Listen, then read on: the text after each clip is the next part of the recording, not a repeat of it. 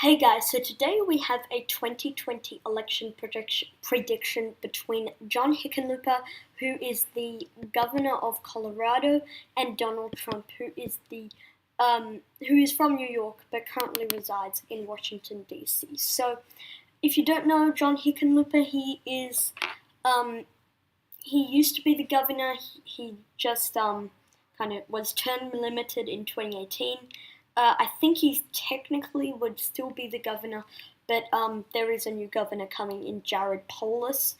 But John Hickenlooper has been rumored because his term is limited and because governors are often kind of in line, like you become a House of Representatives, right? And then you become a senator, then a governor, then you run for president. That's kind of how people think of it now.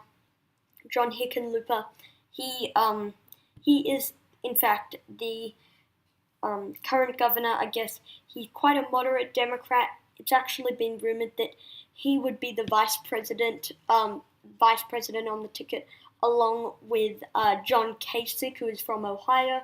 They're like, well, we can firstly bring together both sides, and then also John Kasich, he's from a swing state like, if I just go and add in the independent, well, we can win in a swing state like Ohio, and we can win in a swing state like Colorado. That could be pretty beneficial to us. Then, we can win. Honestly, it's probably not going to happen. That Hickenlooper and Kasich would actually run together. If they do, it's likely that they probably won't win, given how kind of partisan we're getting right now. So let's just now go through all the safe states: Washington, Oregon, California, Hawaii, New Mexico, Illinois, Massachusetts, Rhode Island, Connecticut, New Jersey, Delaware, Maryland, the District of Columbia, New York, Vermont, and that one electoral vote in the state of Maine. I'm not sure whether to put Colorado in the safe column. For now, I'm going to put it in the likely column, but really think of it as between likely and safe. State of Nevada, he's able to win in Colorado. I see definitely him being able to win in a state like Nevada, with very similar demographics to Colorado. So that already puts John Hickenlooper at 203 electoral votes. Where can Trump make it up? Let's just go into the safe.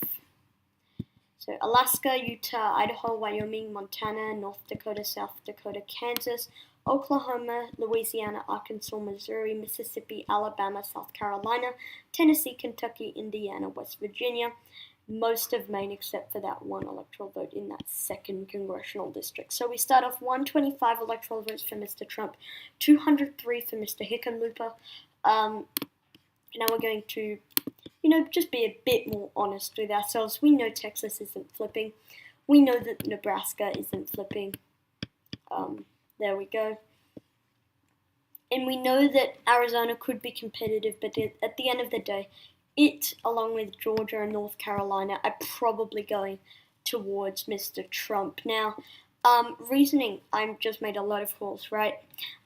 John Hickenlooper, he can appeal to the Latino community, but I just don't think it's enough to push him over the line in states like Arizona. As for Georgia and North Carolina, he can't appeal at all to the African American community. That's why I'm pretty much saying that they will go towards Mr. Trump. In fact, I'm tempted to move Georgia into the likely Republican column because of just that simple fact. Now, there's still a lot of states up. We have 129 electoral votes still up for grabs. So let's go through each of these states one by one. So the state of Florida. This is traditionally a swing state. I still think it is a swing state. I think it's going to be close. I think it's going to be very close. I think it will be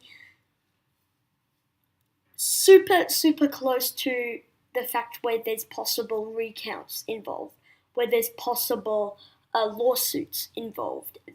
I think it's going to be that close. John Hickenlooper is quite a strong candidate for the Democrats. I believe that if he does play his ground game right, if he plays all his cards right, which I think is quite a likely thing for him to do, I don't think he could make any major mistakes. I see Florida, if he plays his cards right, being unbelievably tight. But at the end of the day, I think that it could narrowly, ever so narrowly, go towards John Hickenlooper.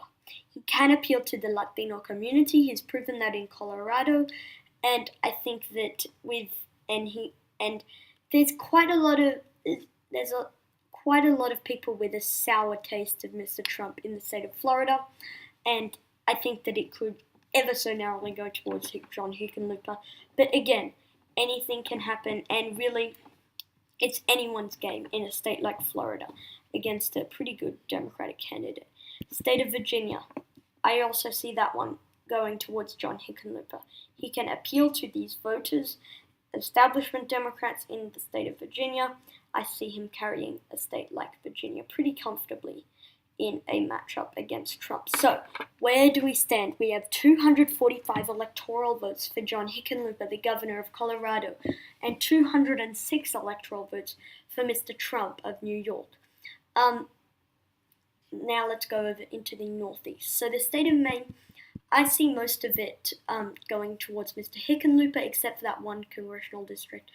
I think it could be quite close, but at the end of the day, I see that one going towards Mr. Donald Trump. So, John Hickenlooper, he can appeal to the Latino community, but not really to the white working class. But I still think that New Hampshire could narrowly go towards Mr. Hickenlooper. So it's going to come down to the Midwest. Let's be honest with ourselves. Ohio and Iowa, there are not that many Latino communities in these two states, and because of that, I see Mr. Hickenlooper losing them by quite a bit, quite large margins. I see him losing Ohio by 5 to 6 and losing Iowa by 6 to 7 points respectively. So definitely not good news there for Mr. Hickenlooper. Now you might be saying, whoa, Ohio, you're putting in the likely Democratic column while you're giving Florida to Mr. Hickenlooper. That doesn't really make much sense. But what's happening is that we're getting very partisan, right? Now, Florida, you could say, is a swing state with a slight touch Republican. However, with someone like a Mr. Hickenlooper on the top of the ballot, I see those Latino communities coming out in huge numbers in Broward, Palm Beach, and Miami-Dade counties. And I think that there will be enough of those people to ensure a Mr. Hickenlooper victory in the state of Florida. So we have 4 states left. Where do we stand? 251 electoral votes for Mr. Hickenlooper, 231 electoral votes for Mr. Trump. Now this Midwest area is an area in which I think that Mr. Trump can exploit Mr. Hickenlooper's weakness with these demographics, right? But we're going to start out in the state of Minnesota, and I still think that this will narrowly go towards Mr. Hickenlooper and the Democrats. Now, reasoning behind that, even Hillary Clinton was able to carry the state of Minnesota, and that's saying something. Well, no one thought Minnesota would be competitive. In the end, it was quite competitive, but I still see Mr. Hickenlooper edging out a victory in the state of Minnesota.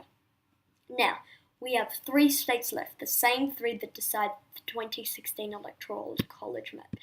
And in 2016, all 3 went to the Republicans. That ensured a Republican victory. But these are all going to be very close. Each one of these states is going to be very close, right?